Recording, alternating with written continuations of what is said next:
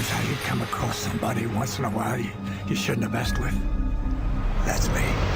Well, I am not an African American.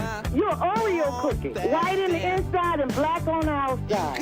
I don't have an afro, I have an Amerifro. Talking that idiotic stuff you talk about, I will slap you. Go ahead, make my day. Black as the ace of spades, but 100% American.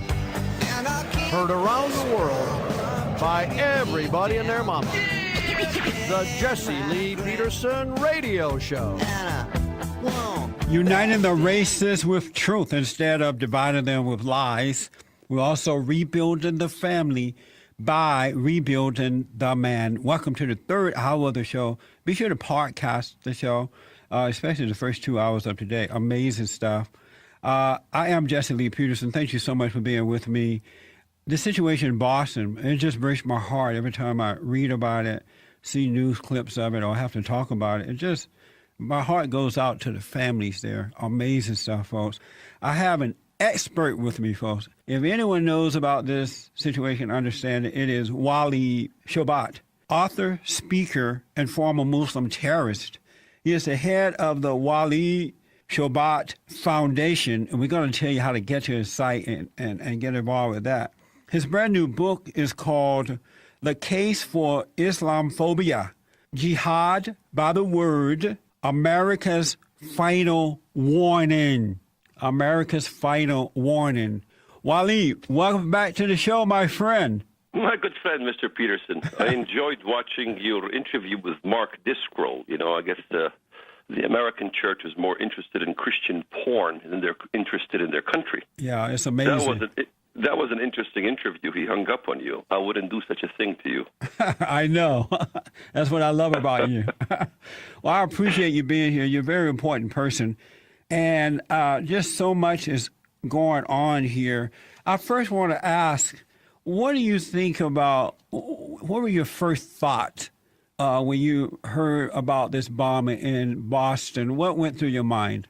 Well, I mean, a week before, I issued a press releases galore on the Saudi and the threat of terrorism, and no one was calling me. I was shocked. This is why in the book title it says America's Final Warning, because we've been monitoring the Middle East very closely. And what went on my mind, to be frank with you, is that we're going to see the political correctness galore. If Saudis were involved, they will not be charged.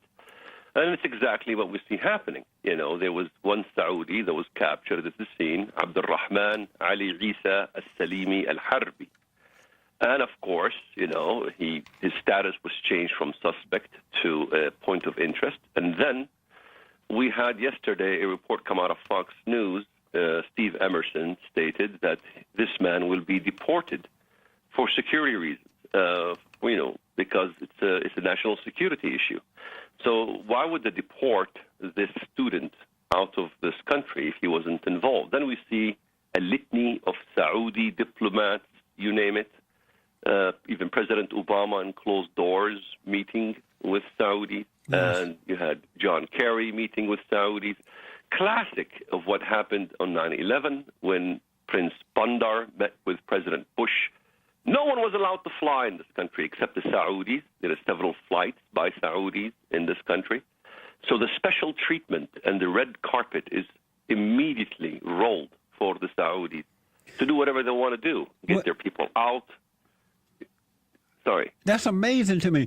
What, and you're talking about the person of interest. There was a guy that witnesses say they saw running from the scene, and I think he was captured by some of the folks that were at the event there in Boston. Why would anybody allow Obama to just ship this guy back home or wherever he came, to Saudi, while there's an ongoing investigation of this issue, this bombing? It's always the case. When it comes to Saudi Arabia, Saudi is superior to any other human being on earth. They get special treatment. That's how the Saudi government views Saudis. That's how the Saudis view themselves. That's how we begin to view Saudis, because of that pressure by Saudi Arabia from decades ago, right from 9/11 till now. Yeah. To release Saudis. No infidel should hold captive a Muslim Saudi. So here's the issue. Hold that thought for me, Walid. Let me take a quick break. We'll come back and pick up on this amazing stuff, folks. Back in a moment.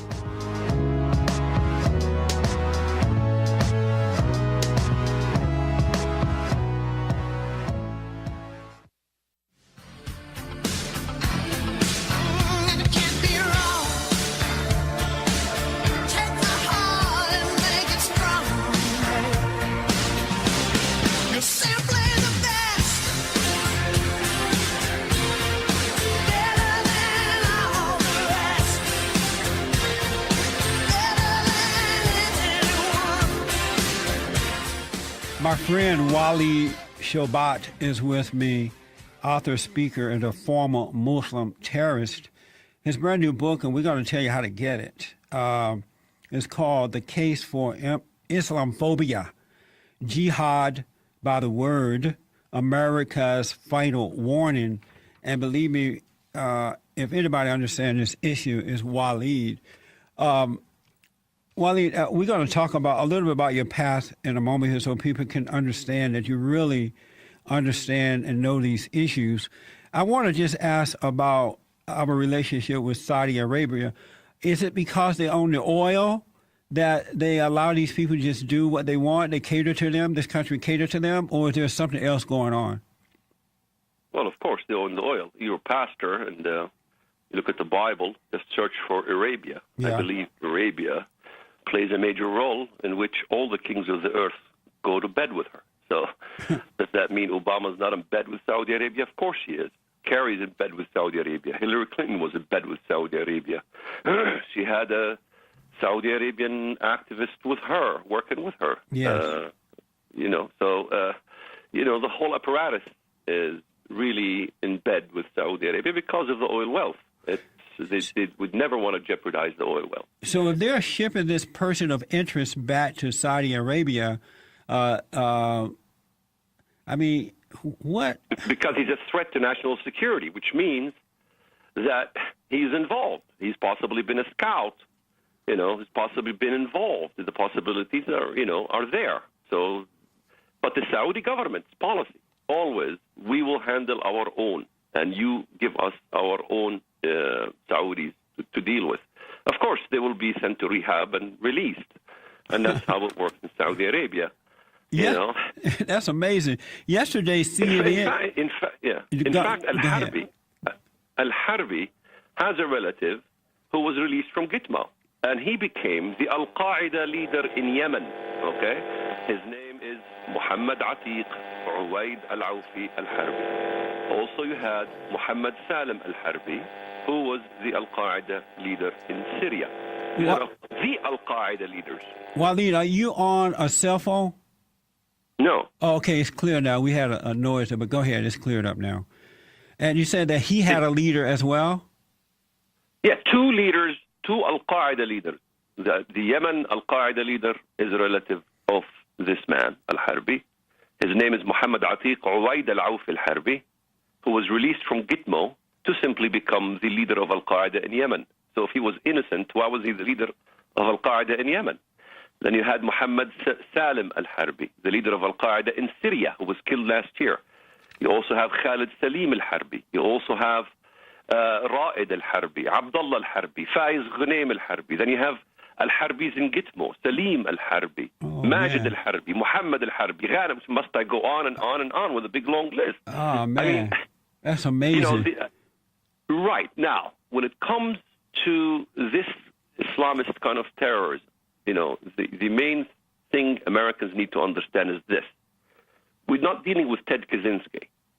Terrorism and crime by Saudis is so much interlinked with familial ties. Okay? Al-Harbi clan supports all the Harbis. Al-Ghamidi clan, for example, supports all the Ghamidis. In fact, if you look at the family's official website, they were asked the question, how come the Ghamidi clan produces so many terrorists? Is the Ghamidi clan the spring of terrorism? And what was the response of the family? They are proud to show that Ghamidi, the Mujahideen, priding themselves, giving two of their men, number 3, Ahmad Ghamidi, and number 4, Hamza Saleh Ghamidi, who destroyed the South Tower in Manhattan on 9/11. They are called the Lions of Manhattan. Americans don't read the Arabic, and that's the problem. Yes. They just have to translate Lions of Manhattan to the Arabic and look at the hits galore they get from top Saudi officials to the clans to all of these. You have Khalid al-Dawsari, who wanted to kill President Bush and plant weapons of mass destruction. Worse than this operation. He was captured. He's in prison in the U.S. Yet, if you translate, we are all Khalid al-Dawsari. You will find from his clans, from everybody. In fact, you had Sheikh Saud bin Mut'ab, major influential figure in Saudi Arabia, hosted support groups raising funds for his legal aid. So the support level, you have people who are involved in 9/11, okay? Amazing. And you have Ghamidis galore. Now, in the last 7 years, under the Obama administration, the amount of students from Saudi Arabia increased sevenfold. We nearly have 100,000 students from Saudi Arabia. Much of them are Ghamidis, Dawsaris, Harbis. My God, I read something about that. That is mind-blowing. Yeah, in fact, Ali al-Dawsari visited al-Harbi in the hospital. Okay, I have the Arabic reports from Uqaz, major media in Saudi Arabia. Ali al-Dawsari related to Khalid al-Dawsari, the mastermind behind killing President Bush. I guess killing a president, it just doesn't matter if it's Saudi. Right. Walid, you tweeted out an exclusive photo of the Saudi national person of interest this morning, and he had a huge smile on his face. Of course, he was visited by the council. I have another photo. Him visited by the Council of Saudi Arabia. You had several princes involved in the issue with President Obama. As soon as he was captured, the might of Saudi Arabia, with its princes, its diplomats, began to hail on the United States. That tells us something. Plus, very important, that the Uqaz newspaper just last night stated the following, and I quote it verbatim. Very high United States officials, very high, it means top level, okay? Yes. Which they don't want to name. Most likely, Obama, Kerry, and all of these people stated there will be no charges against any Saudi regarding the explosions happened in Boston. How? Now, the question is, if there will be no charges against any Saudi with the explosives in Boston, how could they make that statement if they haven't captured the culprits? Yes. What if the culprits were Saudi? In other words, no Saudi will be charged regardless if the culprits were or were not Saudi. When I come back from this break, Walid, I want you to tell us, as Americans, what can we do? And I want you to tell the folks how to get to your foundation, your books, and I feel like, what can we do since this is happening? Back in a moment.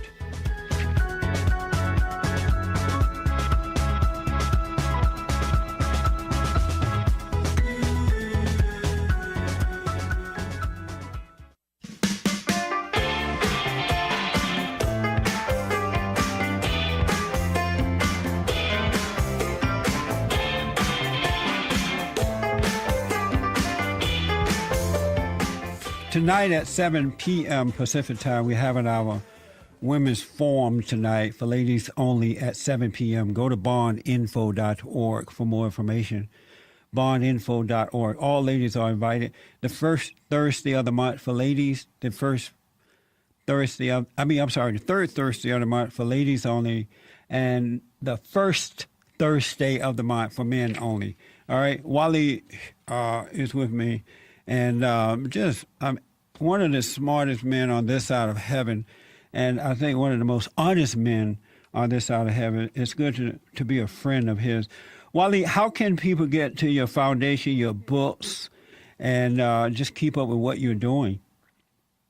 It's very simple, shoebat.com, just like you spell the word shoe, S-H-O-E, and bat, B-A-T, S-H-O-E-B-A-T.com. They can see there all the reports on the issue of the Boston bombing, the photos of the Saudis, the real photos that were scrubbed from the Facebook of Al-Harbi, in which he remarkably looks like one of the three Saudis standing at the scene, and the issues that we translated from the Arabic sources, the issues of connections to family members who are terrorists. So those things need to be spread out like wildfire, and we Yes. begin to demand that, we need to jump on the same bandwagon they're jumping on, the issue of racism. It's racism if you give special treatment to Yes. Saudis over Americans. That's right. Right. So we need to be asking, why do Saudis get special treatment? In fact, I had written a report people could find to show how the Saudi government tries to pressure the U.S. with WikiLeaks showing, who they're asking for. They're asking for pedophiles, sex offenders, slave owners. Look at the case of a Turkey, and I show from the Arabic sources, interviews with a Turkey, the support level he gets from the government. It's amazing the kind of treatment these people get. In fact, we fly ambassadors to Saudi Arabia to meet with the king because we are refusing to release a Turkey, and we have to appease the government of Saudi Arabia. Why this special treatment for Saudis? Amazing. We have about a minute and a half left here. Your new book, The Case for Islamophobia, Jihad by Word, America's Final Warning. What is the final warning, real fast? Well, the final warning is that the country and the government has been infiltrated. We're the first in the country to show amazing reports from the Arabic sources showing the conspiracies by the government of Saudi Arabia to take over this country, and as well as the infiltration at the State Department, state level. Walid, I'm so sorry I'm out of time. We're going to have you back, my friend. Thank you so much. This is You the bet. Take care. Jesse Peterson Show, produced by Bond, Brotherhood Organization of a New Destiny. Views expressed by guests and callers on today's program may not necessarily represent the views of the station. For more information, call 1-800-411-BOND. That's 1-800-411-BOND. Or visit our website at bondinfo.org.